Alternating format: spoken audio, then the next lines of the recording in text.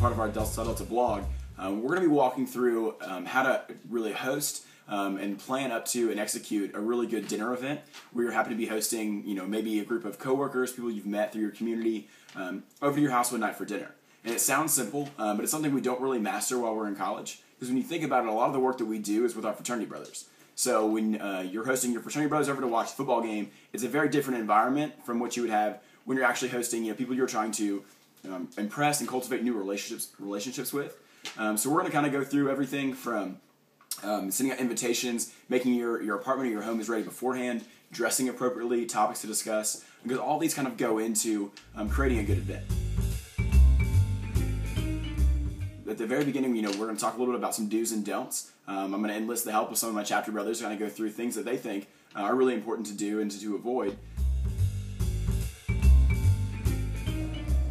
What I would do is make sure to invite people according to how I know them. Like they're my best friend from college. I can just invite them by word of mouth or calling them on the phone.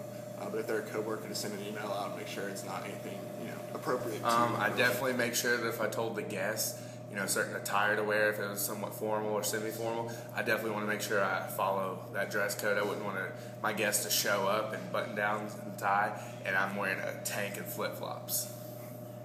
I think if you're hosting an event like this, one of the most important things would definitely be to make sure that either your house or your apartment or wherever you're hosting this event, it's kind of up to par to what your guests would be expecting. You definitely don't want it to be dirty. You don't want it to just smell like a frat house. You want to make sure the bathroom's clean, the dining room's ready to go, kitchen, everything like that. Just so the guests feel more comfortable when they're there. So one thing I like to make sure to do is be able to facilitate useful conversation on topics, lighter topics, like something to get away from the office, like make sure it's something useful, and definitely try to stay away from controversial topics like the elections coming up. Make sure we don't want to get to anything that might hurt someone's feelings, and just make sure everyone has a good time.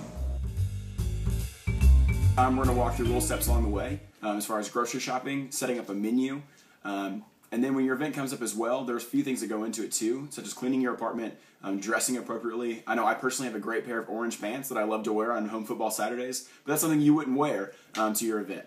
And also a lot of it is, while it's you executing your event, it's making sure that everyone comes, has a good time.